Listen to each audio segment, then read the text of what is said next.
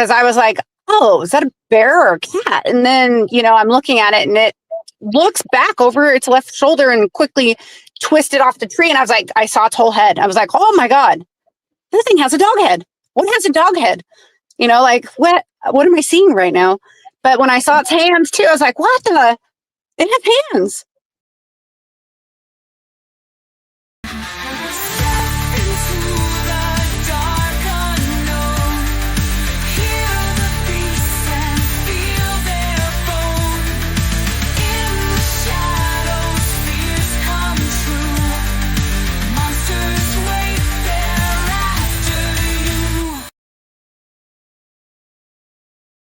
Hey, everybody. Thanks for joining me for another episode of Monstrous, the podcast.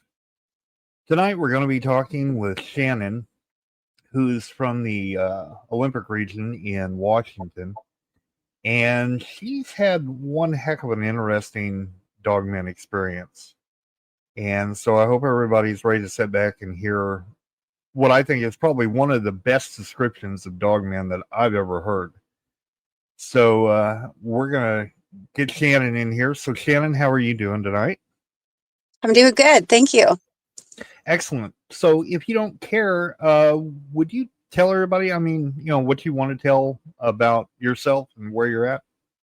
Yeah. So I was born and raised over in Western Washington. I live between Olympia and the ocean, Pacific Ocean. My family grew up out in the country. We've always deer hunted, elk hunted, steelhead, salmon, you name it. Spent my life outside foraging blackberries and lots of mushrooms and living off the land. And then here I am, an adult, and my husband and I, we ride side-by-sides quite often. We have a Honda Talon and a lot of locals that also have street legal Honda Talons or like Razors and other side-by-sides and four-wheelers. So we're very familiar with the woods around here. We're familiar with the Onyx maps. I don't know if a lot of people are familiar. There's trail maps, and then there's also hunting maps that you can pay for and download to your phone. So they're kind of an off-satellite type map, so you know what ridgeline you're on. You know if you're on open land, like BLM land or DNR land, and those things. So we're really familiar with where we were at when I had the sighting. And it just really brings everything, in hindsight, the 2020 factor. Like, I don't feel comfortable probably hunting alone ever again. And like I've told other people, I don't want to be just automatically listened to and then dismissed. I don't want to be a laughable, moment. This actually is what my eyes saw. I can't help what I saw. And this has just definitely changed my perspective on what is out there and why, where did they come from? I just have so many questions. This is definitely thrown my mind for a loop. I've never seen like a Nessie. I've never seen a Sasquatch. I've never seen a ghost. I'm going through all the things that millions of people around the world have seen weird things. So who am I to dismiss them or laugh at them? That would be very closed-minded. And so I just hope that people listen to my sighting and just take it at heart as truth and go from there. So, yeah. Yeah. So before you had this encounter, did you have any knowledge of Dogman or anything like that? I will say I love Josh Gates. I love Expedition Unknown. And I love the History Channel and like National Geographic and Shark Week. I love all the things that are science. So to be a little open to other people's encounters or listen or watch investigations, like I've always been definitely intrigued. I will say that I did watch one that I believe was Expedition Unknown. I think it was a year ago. And I think it was up around like Michigan or Wisconsin. And I've been to Minnesota. So I've seen so many animals in Minnesota. I had no idea the vast amount of just ridiculous animals and all the waterways. And I've been up to Duluth and I've seen Lake Superior, like I could see something like that in that area. but I was always open-minded, but I was kind of laughed in the back of my mind, like a Dogman, like they had an old like government, I think it was on an island, and there was brick buildings and that type of thing that were completely shut down. It was very old, probably 1950s, 1960s. But I never really put 2 cents into it because I was like, okay, other people have seen these things. And then, you look back at the pyramids and you see like Anubis, the dog-headed, god or creature. And then you think, well, and then Native Americans. So my great grandmother is full-blooded Cherokee. My dad also has Sioux and Blackfoot in his dad's family. So I have heard just from, passed down from my grandma to my mom to me about skinwalkers, and I've never seen a skinwalker. I know all the local tribes around here have their own stories as well, but this just seemed so with my sighting is just like wrapped everything into one. I'm just like, what the heck? Like, what the heck? And after that happened, immediately when it happened, I said something to my husband right after I saw it, and I couldn't drop it. I still can't drop it. It's just like, it's mind-boggling to see something that you never knew if it was false or real. And now I'm just like, okay, well, we have those here. I don't know that that's good. I don't know that it's bad, but it's truth, right? So how do you move forward with that in mind? It's just, it's very different to think about the what ifs. That's true. Well, I guess we ought to get into it. Let's go ahead and from the very beginning, as much detail as you can remember and whatever you want to tell us. Go ahead and tell us your eyewitness account, Shannon, if you don't mind, please. Yeah, absolutely. Well, so today we're a couple weeks into September, and this was on August 31st. So this was about 2 weeks ago. And I think it was actually 2 weeks ago today. So, we started in the pickup trucks, and we all had our side-by-sides, and there were 4 side-by-sides. And we had my dad, my sister, my little nephew, who's 10, and we had a couple of friends and one neighbor. And we drove up to Olympic National Forest, and we got there kind of early, probably about 8 a.m., maybe 7:30. And it was beautiful. It was like the sun was barely coming up over mountains, very mountainous, a lot of timber, some swamps here and there.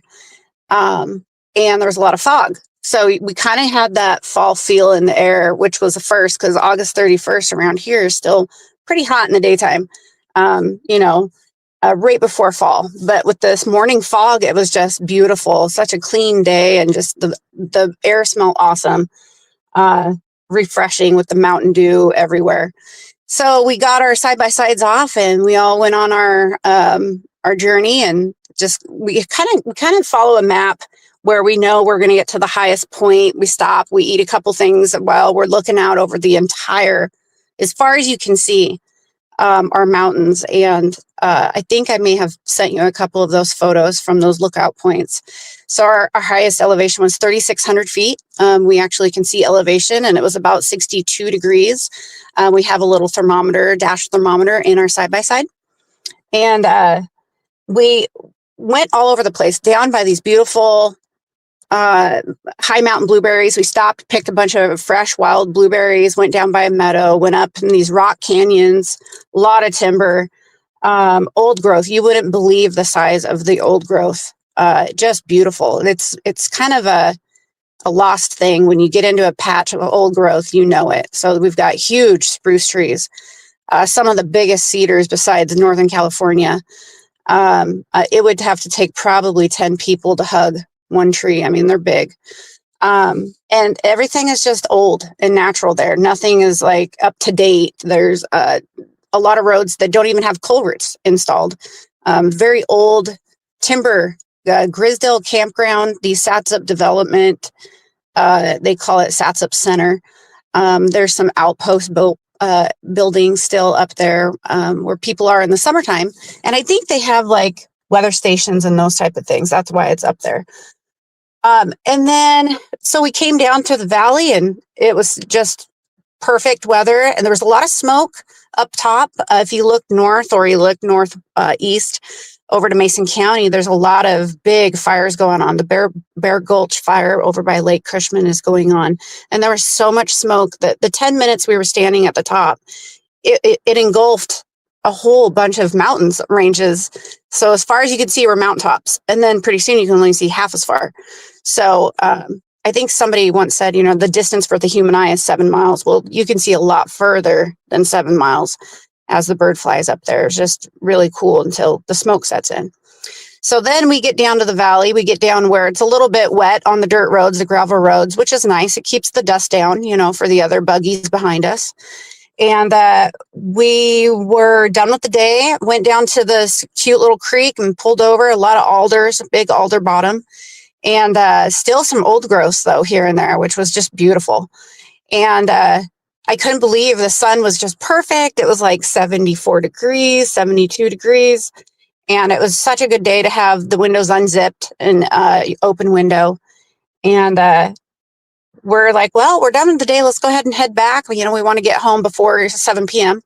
So we're like, yeah, let's head back. So this had to have been, I was talking to my husband. We tried to gauge where we were when it happened, when I saw this thing. And I would guess about 4:30 p.m. And so the sun was in the west setting. And then you could see, we still had hours before sunset, but you could see all the sun rays coming through the vine maples and through the hanging moss and through, the old growth trees. And I was in the front with my husband driving, and I was in the passenger side. And we're coming down, we're headed back to the trucks. And there were a couple of people that were down in, it looked like a dry riverbed. I think it's the head of the Satsop River. But it was completely dry, and it was probably 45 feet wide. But it was cool because you could walk it all and look for rocks. I'm a huge rock hound. I love rocks.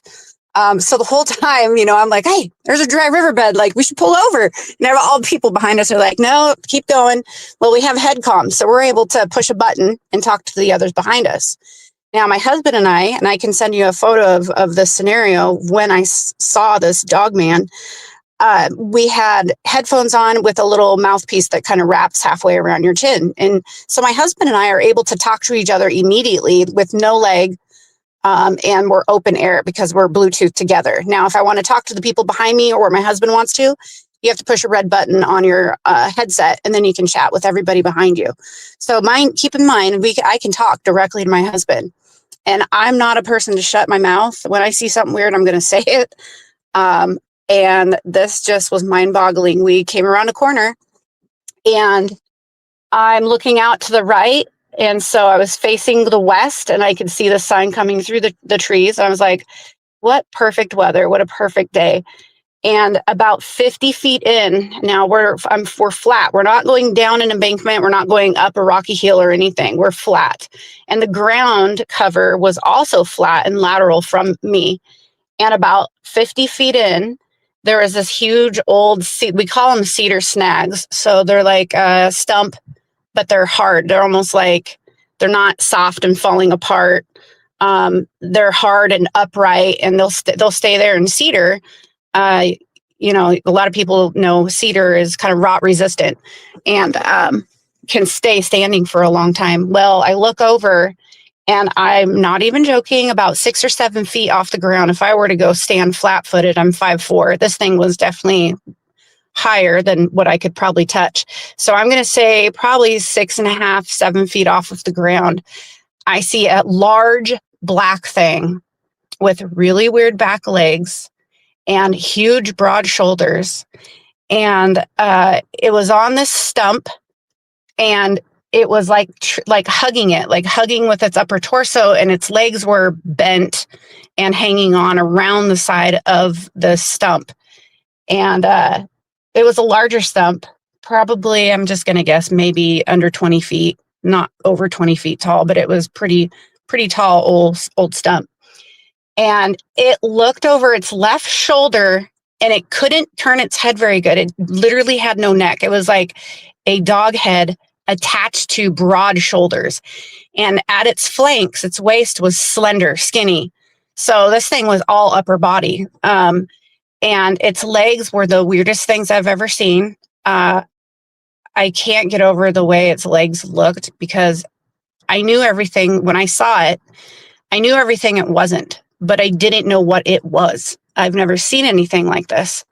And then it looked over its left shoulder and let go its upper torso and hands. It had hands, let go of the top of the stump and twisted down to the left to hurry up and get to the ground. It's almost like this thing didn't want to be seen. And we came up on it and it didn't know where to go. The only thing it could do, it couldn't, quickly scramble or go around to the back of the stump. I don't think the stump would have fully hit it. Its shoulders were that broad. But it let go, twisted down to its left, and had its elbows up as it was trying to get down to the ground. And in midair, it twisted its whole body in the center of its torso, and its back legs went flat, and it let go with its back legs, and his rear and back legs twisted to follow up with his upper torso. And he was lateral on all fours, getting ready to hit the ground, like impact the ground. And he looked like he was in the push-up stance, or like a frog stance. So he was ready for the impact of quickly getting to the ground. And when I saw his whole torso twist and the back end let go of that stump and also follow and twist, it was so agile. And the sun was behind it, so I could see the fur and the matted fur on its rib cage. Its rib cage had like chunks of olive green moss stuck by its elbow and its fur under its upper rib cage. Now, at the torso, it had less hair, and the back legs also had less hair. I could see the skin tone behind the really thin hair on its back legs, and its back legs and hips were weird. And it had, I call them hooks because I don't know what else to call them, but its feet were really long, not like a dog standing. Like if you see a husky dog standing, they were not like that at all. They were more like when you see a German Shepherd, like an all black German Shepherd dog, their back legs are longer. I don't know how to explain it, like longer, more segmented.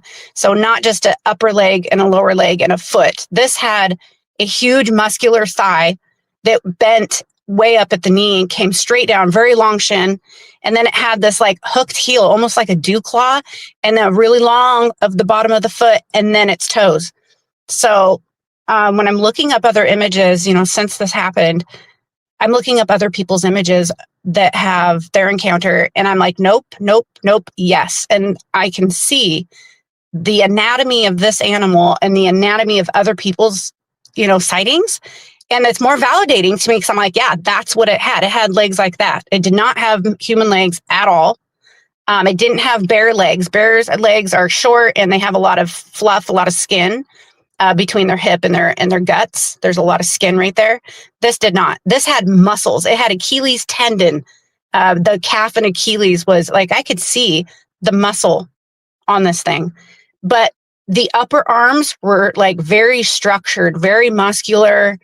And the shoulders were so big, but it had a huge amount of hair on the nape of its neck, on the back of what would have been its neck, like a wolf, like a very long-haired wolf. My friend has a black German Shepherd, and it's the long-haired kind, and that's kind of what it looked like. But you know how Arnold Schwarzenegger in the 80s, he had a tiny waist and he had huge bulging shoulders.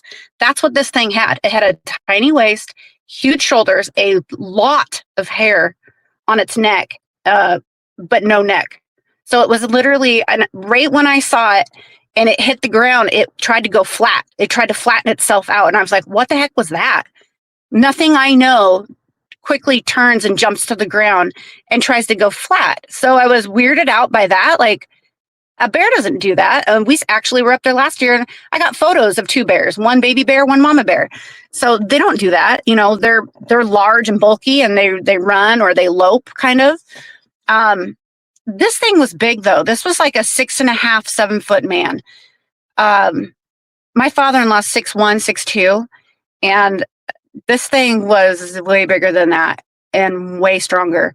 And that hair, but the ears, when I saw its head and its ears, it was a dog head. It was 100% a dog head. And the shoulders were just abnormal, and the hands were flat, and it had elongated fingers. And they were also bulky, like bigger than a man's forearm, and bigger than a man's hand. So I'm just weirded out by the legs. I did not see a tail. And the moss that was stuck on it, or like mats of stuff, it definitely had olive green things stuck in its fur. And its ears were huge, like not a normal dog head, more like a wolf dog head, but bigger ears, abnormally bigger than its actual face. I don't know how to, not like bat ears, but very pronounced ears that stood forward like a dog. So bears have ears, but they don't stand straight up and they're not pointy. These were. So it didn't have the cute rounded ears. It didn't have the big basketball round head like a bear has. I know bears' snouts sometimes are black on a black bear, and sometimes they're tan. I've seen a couple of tan bears over on the east side of the state, and a couple of moose. And so I know what this thing wasn't. But immediately when I saw it, I grabbed my mouthpiece and I said, what? And I said, quote unquote, what the hell was that? And I said, hun, I just saw something weird, like something weird. Like I've never seen anything like that. And he goes, well, we're not going to stop, And I go, I know, we're going like 12 miles an hour. We've got 3 other buggies behind us. But I was like, I stopped breathing. I think I actually held my breath because I was processing what I just saw, and I didn't know how to process it. So about 35 seconds later, I said to my husband, I said, you don't think somebody would be up here by themselves, 7 feet off the ground with an all black ghillie suit? And then why did it have such a big head that the shoulders and the head were the biggest part of its body? And I was just confused, but I was talking out loud. And I know my husband, he's just going to chalk it up as like, I believe her, but I've never seen one, so I don't want anything to do with it. Like he's going to listen to me. But it's just so creepy. And so afterwards, I showed him a couple pictures of the legs, and I said, they had legs like this. I said, nothing around here has legs like that, like an orangutan or like a hybrid wolf dog thing. I just can't put my mind around it still. It looked like a large, muscular human covered in black fur with a dog head. So as soon as we got back to the truck, I'm like, that was a dog man. It was a dog man. And I said, hun, it had hands. For Pete's sake, it had hands. I'm like, I don't like it. I don't like it at all. We got back to the truck and everybody was like, are you okay? And I'm like, yeah, I'm fine. And my sister got out and she goes, that was fun. What a beautiful day. And, I'm so glad that you let us come with you today and your friends. And the next day was my dad's birthday. So I wanted them to come with. And so they did. But I didn't say anything to them because, I didn't know what to say. I didn't know what I had seen. So I kept it to myself. And then later I was like, I have to say something. Has anybody else ever seen these around here? What the heck? Is it a mutated half, edited gene specimen? Like, did somebody edit DNA and make these things, or are they good and evil? Like, what was that thing? And it was a tangible, real animal. It wasn't a shadow. It was not halfway see-through. I did not see shining eyes or glowing eyes. Obviously, this is in the daytime. I didn't hear anything. I had headphones on, and I didn't smell anything. We were driving by. But how weird to see something up off the ground that high, twisting and quickly getting to the ground, and twisted midair. And when it let go with those back legs, it was almost like that hooked heel let go, and the feet, you could see the feet kind of go straight as it sprung off sideways. And then that agility, just the strength behind this thing. And I found out from other people that 7 years ago, there was a Dogman encounter in the same exact Olympic National Forest.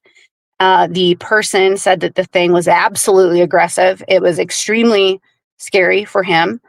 And so I heard that from someone else, and I was just like, wait, what?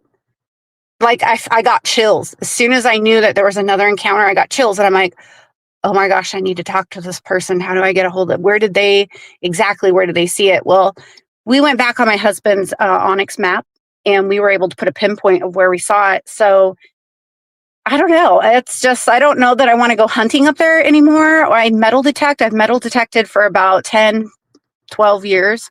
And I actually had rights to go metal detect the old timber and the old rail. There used to be a railroad and a turn. I guess they call them a turntable, a railroad turntable. And there's schoolhouse up there, and none of it exists anymore. There's mailboxes up there from the old timber camp, but nothing else. But I don't want to go metal detect by myself and have my back turned and come up on something like that, because that's where it was in this location. So that is my encounter. That was what my eyes saw. I'm just so interested in hearing and seeing other people's depictions of it, because you showed me your image earlier today, and it was very similar to that, but a bigger upper arm and more hair on its neck. So I don't know what they are. I don't know where they come from, but I don't want to see one. And I definitely, I was in the comfort of sitting in the side-by-side with my spouse behind me and friends and family behind us. So this wasn't like creepy to me, or evil or scary or threatening. It was nothing like that. This was literally a full-blown time of a sighting. I got to sight this thing. I saw it twist in full air. I saw it right before it hit the ground and went flat on the ground. It just is the weirdest thing to me. So that is my encounter. That's pretty amazing, and the level of detail that you were able to remember on the creature is pretty amazing as well, Shannon. So you did a great job on that. Yeah, thanks. Yeah, absolutely. So I do have a few questions. Yeah. Definitely. So you said it definitely had a very canine head, but you said that, and I'm trying to make sure I get this straight. So very wolf-like type head, but with much taller ears. Yeah. So I feel like its face was for the body size. So if you're looking at the body size of something, and you could tell when somebody's like, when their head doesn't fit their body, or when the head is so big and doesn't fit their little, scrawny, skinny body.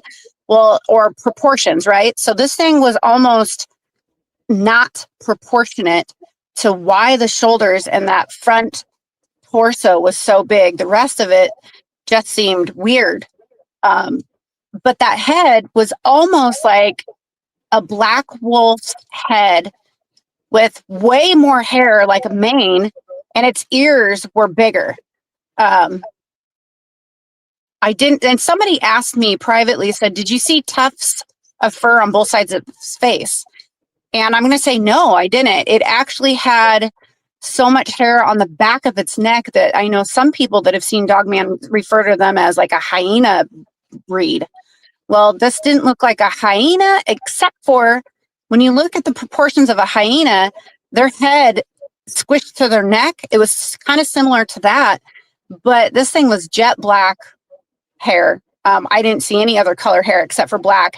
But yeah, the ears were abnormally larger. The head seemed like what would have been a normal dog head. And it couldn't turn its head. I thought that was kind of funny when it turned over its left shoulder to see us and quickly jump off of the stump. It was like it couldn't turn its head fully like a human could. It was like the head was adhered, stuck to the center of the shoulders, but the shoulders were really wide and a big upper arm. So its face really did look like a dog head, but its ears were abnormally large and the hair was abnormally longer than I've ever seen on another. I don't even know what to compare it to. I don't know anything. I looked up a sloth bear. I guess they're in India, and they have somewhat long hair for a bear. And if you look at the sloth bear, the back of their legs are very different than like a black bear. They're climbers, but they have elongated thigh front shin and a weird back foot, almost like an orangutan. And I don't know how to compare this thing. It was like 3 or 4 animals in one. Right, And right. it had hands. I'm just like, nothing has hands. And I don't know that this would have been a bipedal item or animal because I didn't see it walk on 2 feet. So I don't know, right? I can't assume that it's bipedal, or it can be, but this sucker was agile. And the way its foot was, its feet, when it let go of the stump and pushed away from the stump, it just it has an upper hand over a human body or a human agility. Like, reminds me of a people, I don't know if you ever see videos of parkour guys that run around and can flip off a wall and then go down a staircase and then jump over it, and all the acrobats that a human could do. This thing had the upper hand. That was not something to be messing with. Yeah. Would you say that maybe in its body movement and its agility, and I don't want to be putting words in your mouth, would you say it was more feline or primate in its movement rather than canine? Yeah, actually, that's what kind of captured me, is the way it twisted, like cat-like reflexes, like a cougar, right? If you see a cougar run and jump, or like a cheetah's too slender. I would probably say a cougar. Like the way that a cougar's waist is, it was like that, like the muscle tone of the waist of a cat, like feline reaction time. The spinningness of it, the way it threw its body and twisted midair. It was very feline or cat, large prey cat like. But the shoulders are abnormally weird. I don't know why I had such big shoulders and upper body strength that was like ridiculous. So yeah, the waist was like a cat. The legs were like an orangutan, or what I've seen of other people's Dogmans that look like an actual werewolf, like those kind of backwards kind of legs. You know how they kind of they bend in 3 pieces and it looks alienish, Mm-hmm. not human, not yeah, like that. And the big upper arm looked like a man, and the forearm looked like a man, and the hands were abnormally long, abnormally big. So I don't know what it was, but I know it had a dog head. It had really long hair. It had mats of stuff in its ribs and by its left elbow. I saw the whole left side of it, and its whole entire back. So, I mean, I got a pretty view of it. Initially, it was the entire back and its head turning, and then it springing off, letting go with his hands and springing off and getting to the ground. And then when I saw the back feet release from the side of this trunk or this stump, I was like, what the heck? Like, that's not a cougar. We've had my mom and dad have a 30-acre house, log cabin on the river. And we've had to actually take 4 cougars. They are highly overpopulated around here. They killed 9 of all their goats. And my dad was only able to raise a couple of Black Angus due to the initial threat of how many cougars were around their property. We had to have Fish and Game come out. Like, I'm very familiar with cats and cougars. 3 were male, 1 was female. And it's just crazy to look at a cat body and then look at this thing I saw, because it was way bigger, but it was extremely agile, just like a cougar, a large male cougar. And if I had to get the feel if this thing was male or female, I would definitely say my feeling was this sucker was male. It had to have been a male. It wasn't feminine or wasn't thin in any way. I don't know how to explain it. But if it looked like a large male dog. I have a Aussie Doodle, a black Aussie Doodle, and he's a boy. And this thing was so big. I just couldn't imagine being any closer to it or alone. Oh my God, that would freak me out. You So said the hands were, I'm sorry, I didn't mean to interrupt you. You said the hands were very human-like, except larger and longer. Did you happen to see any claws on the hands? yeah, you could see when it let go and pushed away, then I got a full look of its left hand, and I saw it push away off the stump, and I was like, what? Like, instantly, man monkey, That's an initial thought of man monkey. And then when it turned, I'm like, holy crap, it had a dog head. I'm like, what has a dog head? Why does it have so much hair? And then what was the weird, like, these are the things as I was looking at it, moving in midair and turning and looking at us. And so all these things went through my head of me crossing off all the possibilities of what it was. And this was not in any category. I don't know what it was. This thing literally had big hands, and you could see where its wrists stopped and where its hands were. And its hands were long, and you could almost see where the finger stopped and then the fingernails were, where the fingernails started.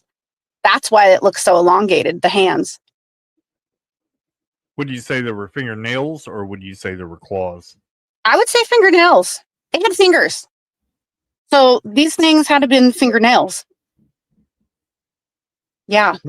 Okay. All right. That's good. When you were talking about the rear feet and the way you kind of mentioned a hook, and you've mentioned that they were very orangutan-like, is there any way you can go into any detail on that? Yeah. So the feet, when I saw it up on the tree and then it let go with its hands and pushed away and went to the left, the feet were actually almost like a hook in the back, kind of like if you look at an orangutan's foot, they have a thumb in the back. And with dogs like huskies, they have dew claws, right? And the dew claws are far away from their actual toes. So this sucker almost had a flat foot with a dew claw or a hook in the back of its heel.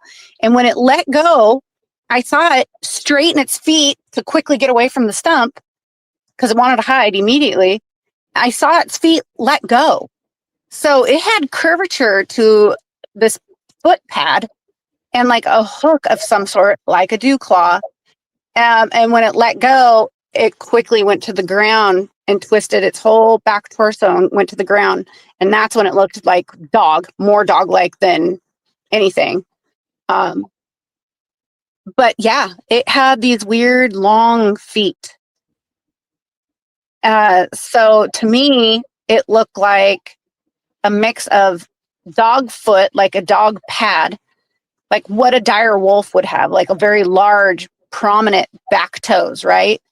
And then elongated foot to the heel, and that heel had like a spur. And I'm just going to say a dew claw. It looked like a dew claw. It worked. Okay. All right. Yeah. That's very good detail. You mentioned that in certain spots the hair was kind of thin and you could see the skin tone. Yes. What was the color of the skin? Was it also black? No, the skin tone in the back was like a grayish tan because you could still see the black wiry hair. It was just thinner. And have you ever petted a potbelly pig? Yeah, actually I have. So you know how they have like the wiry fur that all kind of is going in very like stout one hair and then an inch away another stout one hair. That's how its back legs looked.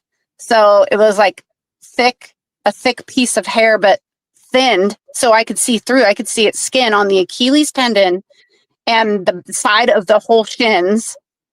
And then its thigh was a little bit more hairy, but I could literally see the skin. That's why I saw the Achilles tendon. I saw the back of this tendon, if you will, to the heel, to that hook heel. And then the hook heel forward was all foot. So the front of the shin and the back of the calf, well, I guess what would be the calf of this weird animal, was very human-like. And I saw its skin and I saw the definition of and the tone of the muscle because I could see the skin. That's why I took mental note of that. Like, and I am a huge animal helper. Like if I see a hurt dog, it's getting in the car with me and I'm going to find its owner. I've had to do that several times. I'm always the babysitter of everybody's dogs. We have a professional dog kennel at our home. And so I'm always like, I'll take your dog for the weekend. That's fine. And they're like, can you watch our dogs? We're going to be in Hawaii for 10 days. And so I help out with everybody's animals. And no, this thing had like human look to its back legs, but the functionality, absolutely not, was not human. I couldn't imagine seeing this thing actually get up or stand on 2 feet. It would run probably like a kangaroo or something. I don't know. I don't know how it would run. I don't know. Those legs were weird. Would you say that this animal seemed to be very at home in the tree, like it was more arboreal than it was terrestrial? Yeah, no, I think this thing was comfortable in its environment. It knew its environment. It was familiar with climbing or hanging on to dead stumps at a off the ground at a high area. So, I mean, that also kind of just brings note, when you're out in the forest taking a nice hike, make sure you look up because this thing was up off the ground that far, and when it sprung off, it was so big. Yeah, it was comfortable with where it was at. It was it knew it was there. It knew where it was at.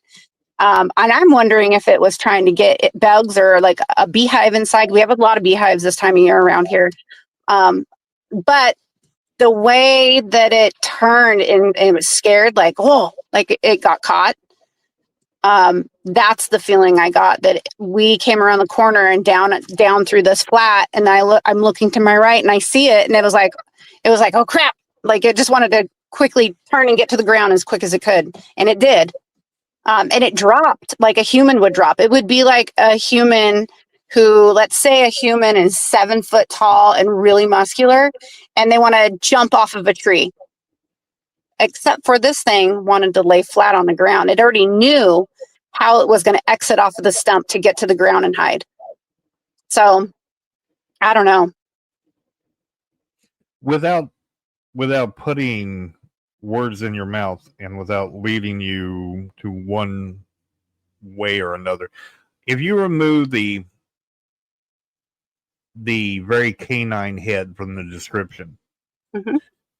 would you say that this animal, this entity, reminds you more canine, feline, or primate? I would probably go with primate but I don't know a primate that has really long black hair. But it had hands, right? And then also the way it had the grippy back feet, to me would be like a gorilla, but its back end was not gorilla. Its back end was more hybrid wolf dog thing.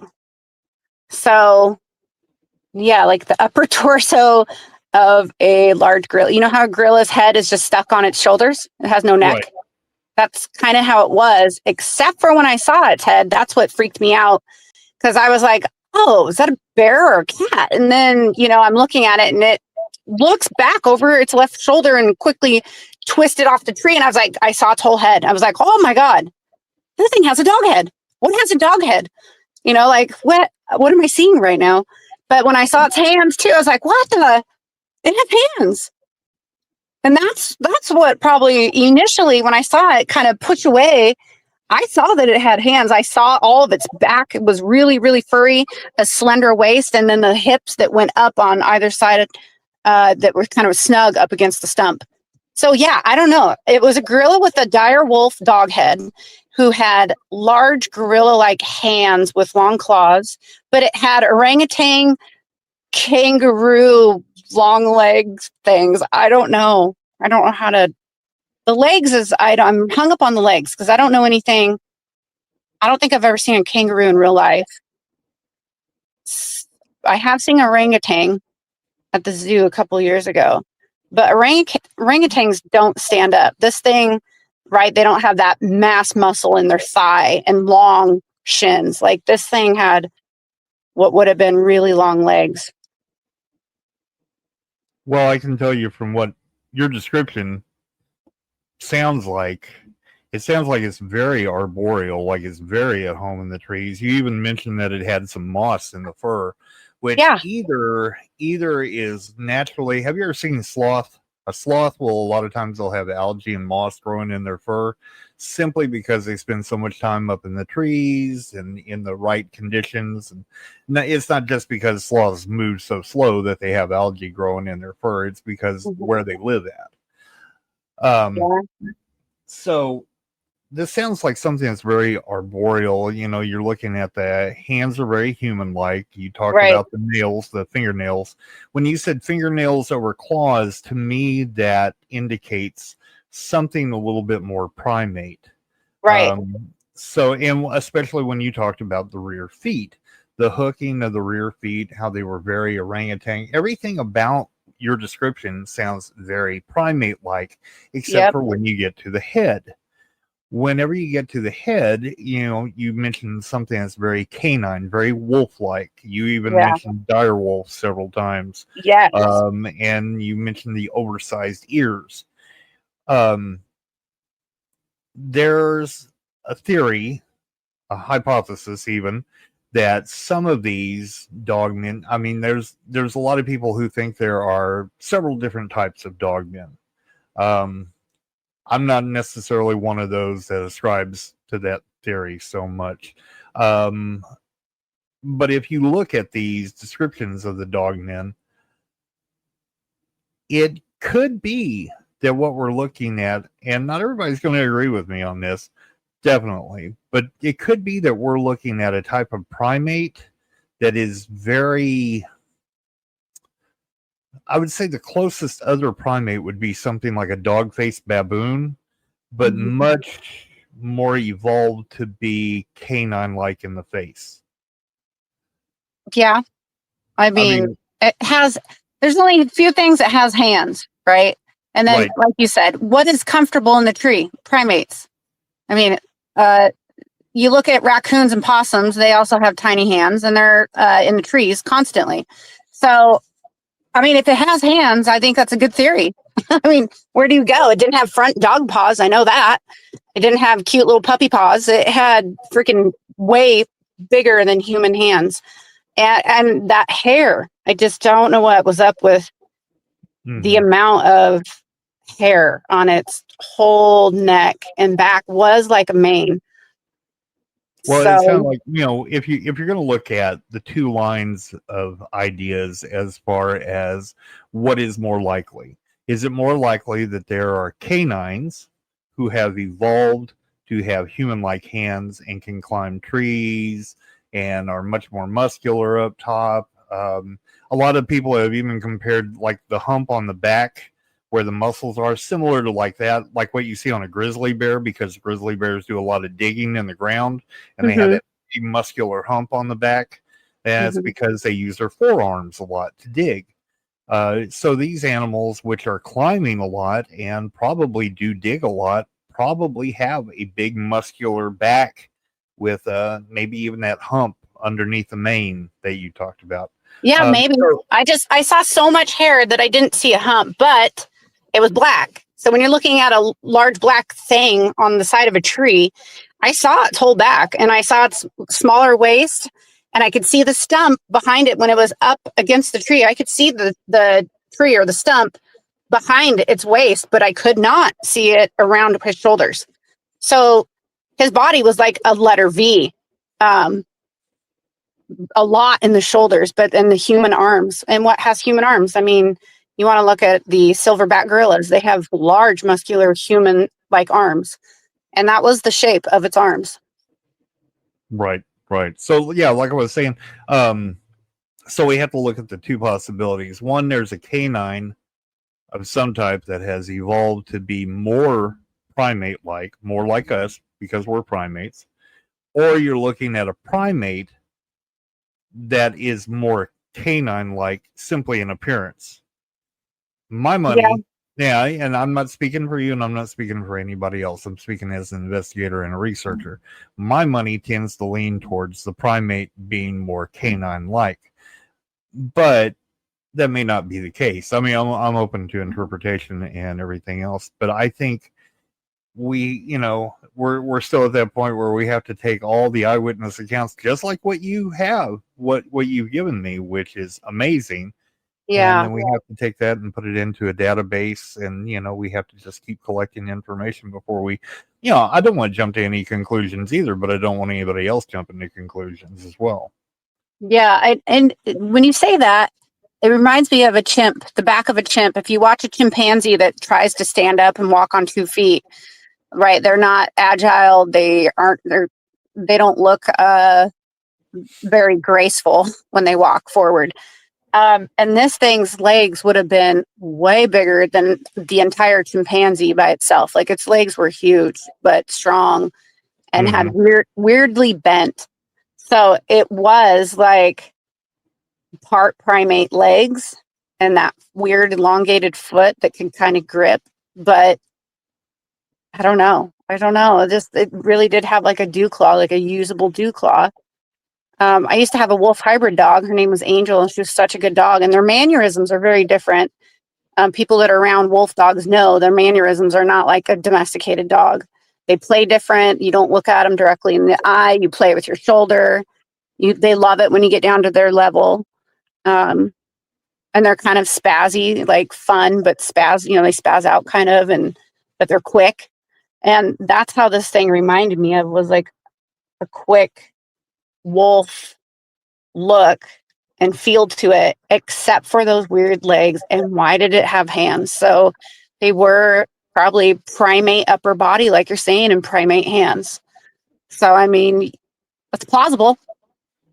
Yeah, and I don't want to put any words in your mouth or lead you one way or another. I'm just, as an investigator, as a researcher, that's what I've been seeing. And, I know that you're looking for answers to what you saw. Yeah. And I don't think that anybody has any ironclad answers. I'm sure there are people out there who are like, well, it's definitely a canine, or it's definitely a primate, or it's definitely this. None of us know.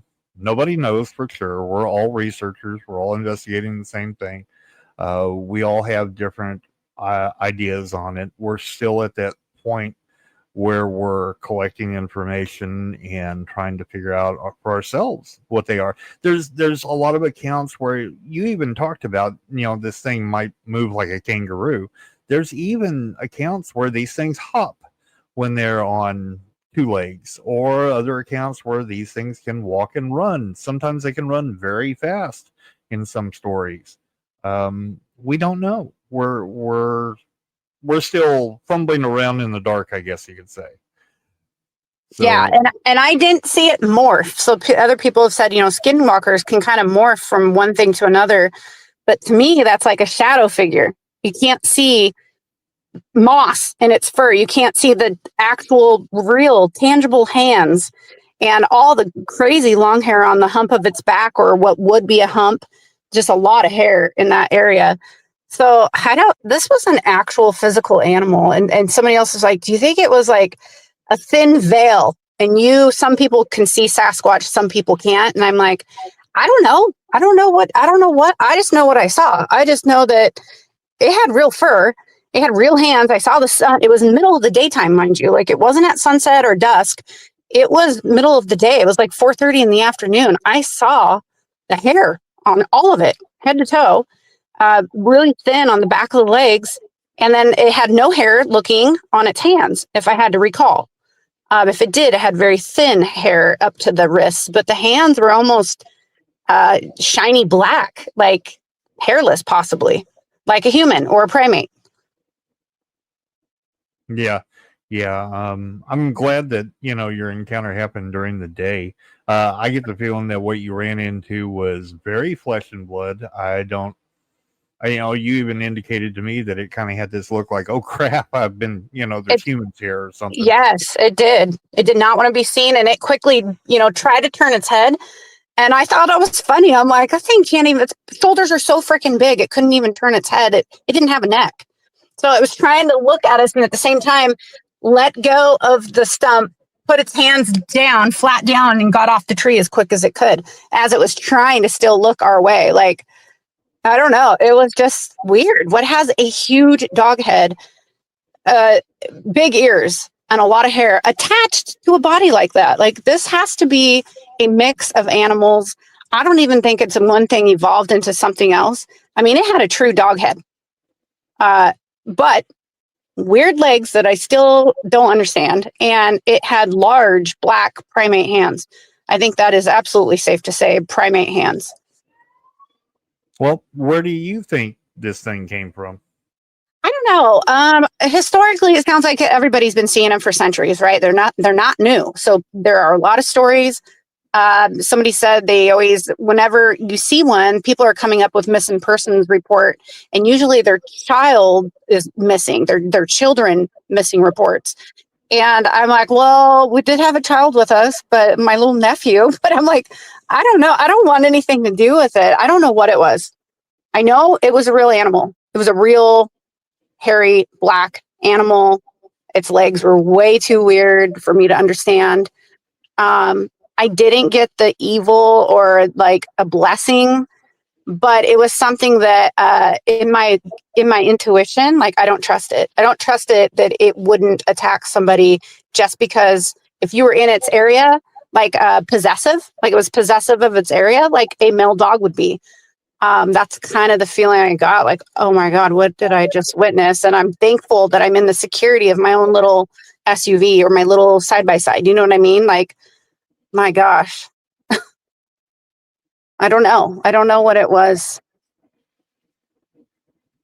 But All right. Yeah. I'm thankful I didn't see it run on two legs, because I don't think I could have, like my sighting, I can understand or just go, it is what it is. I saw something weird, but I didn't see it stand on two legs, and I don't think I would want to. I think my heart and my mind would freak out if I would have saw something that big and, on two legs, because that immediately puts you in a competitive state. Like, you are going to outrun that thing, or are you going to get away from that thing, or are you going to stand your ground up against it? Yeah, probably not. But thankfully I was in the security of not being right up close to it. Thank God. And so I don't know. I don't know what it is. I'm still reading other people's thoughts. I know what it looked like. It looked like a dogman. So I understand people calling it a dogman, because that's exactly what it looks like. I don't know. I don't know what it was. I hope I don't ever see one again, because I don't want to see it on 2 feet or have an aggressive. If they are aggressive, I don't want anything to do with that. It's funny. I was literally getting ready to ask you, would you ever want to see one again? But no, No, I don't have to ask that question. no. I do want to see a Sasquatch. But I don't want to see a dogman. No. This thing was just too weird. I don't know. I do like dogs, though. I would love to see a dire wolf. Like, that'd be amazing. But this thing, if it's walking on 2 feet or it had hands like I saw, I don't want to. No, I don't. I don't want to see one ever by myself.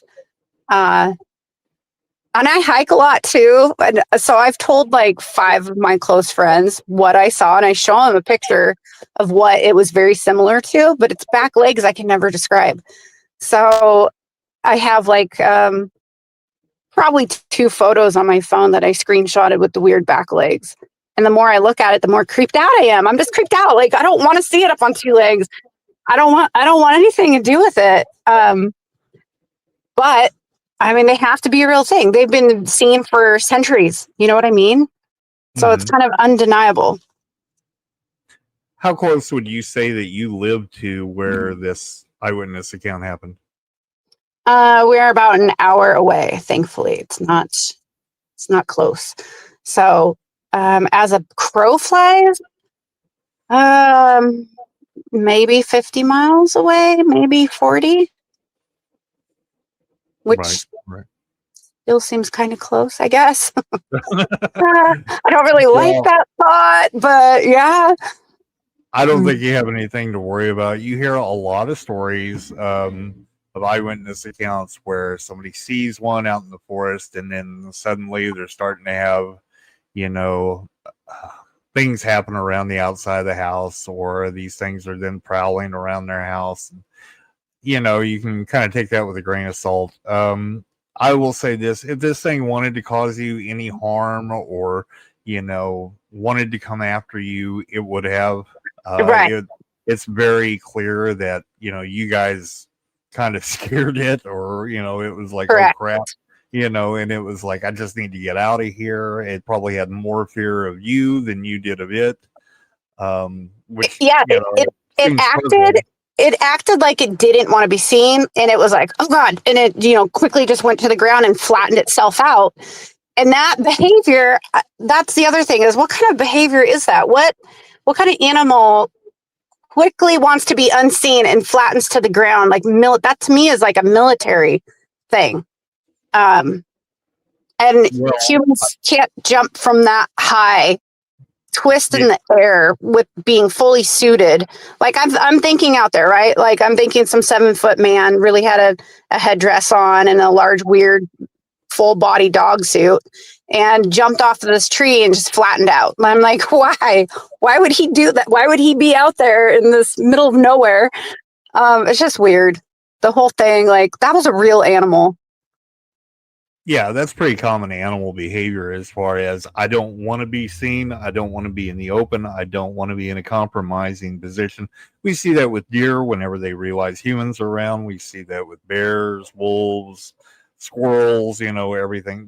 They're immediately going to assume a position where they're more defendable.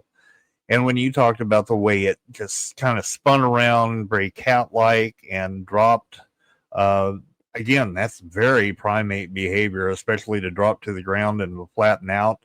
That's a very large primate behavior to hit the ground flat as it can. It either posted up flat right there and hid till you went by, or it scampered off as well as you can scamper as being a 7-foot creature back into the woods to where it felt more safe. It just simply didn't want to be seen. Yeah, it didn't want to be seen. And there were ferns behind it, behind the area where it was. But when it hit the ground, it was all that soft moss, cushy moss. And it did go pure flat. I think it actually may have just laid there and stayed there and held still because it's black, right? It's going to blend in with the floor and the shadows of the trees. So, I mean, it was kind of a smart move, but that's also scary because humans don't, bears don't do that. They'll like run off. And then I've seen a fox. I was out bow hunting and I did a rabbit call and this thing came through all the ferns. And I was like, oh my God, something's coming right at me. So I put in an arrow and I look and this little fox peeps out and just looks at me like, oh no. And it looked at me like, oh gosh. And I looked at him like, oh, it's a fox. I'm like, I'm not going to hurt a fox. And then I'm like saying hi to it. Hi. And then it turns and runs off into the forest. And it didn't lay flat. It didn't just try to hide. It definitely scuttled off very quietly. But this thing probably scuttled off very quietly after we passed by it. Yeah. So like I said, I have the feeling very much that if it wanted to do you any harm or it was going to be aggressive, it would have done it right then. It had no reason to. You guys weren't aggressive towards it. Mm-hmm. So, Yeah. You just happen to have had probably that once in a lifetime encounter where you saw a dogman in its natural habitat. Yep. And I have heard too, people are like, be careful, it's a bad omen when you see a dogman. I have always heard that from oral reports and native are part of our family, my mom's side of the family, that it's a bad omen. And I'm like, I don't need a bad omen. I'm going through a lot in my life right now. My husband had brain cancer and had to do brain radiation. And I'm like, I've had enough of the life encounters for the last 2 years. I don't need some bad omen. I think I'm at the end of the bad omens at this point. So I just kind of told my husband that. I'm like, yeah, seeing a dogman usually is a bad omen, and it can bring death. And that night, I said, so that's not good. And he's like, oh. And I'm like, we don't need more bad omens. I don't need any bad anything right now. And so that night when I went to bed, I had a dream. I had a weird dream and I didn't see what it was in my dream, but something picked me up and threw me, and I was face up, not face down, but I was face up, and something picked me up by one leg, one arm, and threw me in the air, and something impaled me, or it like went through my back, and I died. I literally died in my dream, and I woke up breathing weird. I woke up like doing my final exhale. So that to me is weird. That is significant. Because I don't have lucid dreams. I don't talk in my sleep. I don't have sleep apnea. I don't take sleep medications. So for me to have that dream after seeing this thing as if it was a warning that it could easily have killed me, or it could kill me, or a warning that you don't want to see me again. So that's why my intuition is telling me I don't want to see one ever again, because it could pick you up and throw you and just simply kill you. You know, we're just flesh and bone, and that thing was muscle and tone. So I don't know, but that dream that night, I woke up and I didn't want to go back to bed because I didn't want to go back into that dream. So I cuddled up next to Brandon even closer, and I turned the other way, and I was like getting away from the windows, because on my side of the bed has two big windows, picture frame windows, and I just wanted to get away from the windows. I wanted to separate myself from whatever that being was. Right. Right. Well, do take into account that, you know, the way the brain works, you know, you saw something that shouldn't be, that according to what your beliefs are, as far as what reality is, this thing shouldn't even exist. So Right. that was a little bit traumatic. So it's not without precedence that you're going to have weird, very lucid dreams where, you know, you're a little bit afraid of this thing. You Yeah. don't know what it Yeah. is. So, you know, and whenever we look at, you know, bad omens or whatever, depending on the culture, if you get into another culture, maybe what you saw is a good omen. So Correct. make of it, you know, you can make of it what you want. It's kind of like a lot of other superstitions. If you put too much faith in the negative part of it, you're going to make negative things happen in your life. If you put a little stock into, hey, you know what? I got to see something that hardly anybody has ever seen. Right. Yeah, and look at it as being, you know, pretty lucky, because it's not like it was a negative experience. It was just Correct. strange. Well, Shannon, I really appreciate you coming on the show, and I appreciate you joining the group on Facebook. Yeah. And you know, hopefully we'll have some people in there, and we can have discussions about this and other things. And maybe we can link you up with some other people who have had eyewitnesses out in your area. And you never know, maybe you caught the bug, and you're going to be our next investigator into Dogman. So, but had a great time having you on the show. It was probably no, it absolutely was. It was the best eyewitness description of a Dogman that I've probably ever come across. That's why I was so excited to have you on the show. I really appreciate it. And if you'll hang around just 1 second, I'm going to close this off. Hey, everybody. Thanks a whole bunch for being here with us on this episode of Monstrous, the podcast. I hope you enjoyed listening to Shannon's eyewitness account with the Dogman up in the Olympics. If you have any questions, if you have any, if you had an eyewitness account of your own, anything like that, feel free to get a hold of me. You can get a hold of me on YouTube. You can get a hold of me on Facebook. You can email me. All of those things are there for you to do. You can email me at Robert Prevo, Prevo, 1013 at gmail.com. You can get a hold of me on Facebook. You can message me. You can get a hold of me, like I said, on YouTube. But hey, until the next time, lock your doors, lock your windows, check in the closet, and check under the bed, because monsters are real and you never know when they're going to be back. Good night, everybody. Thanks again.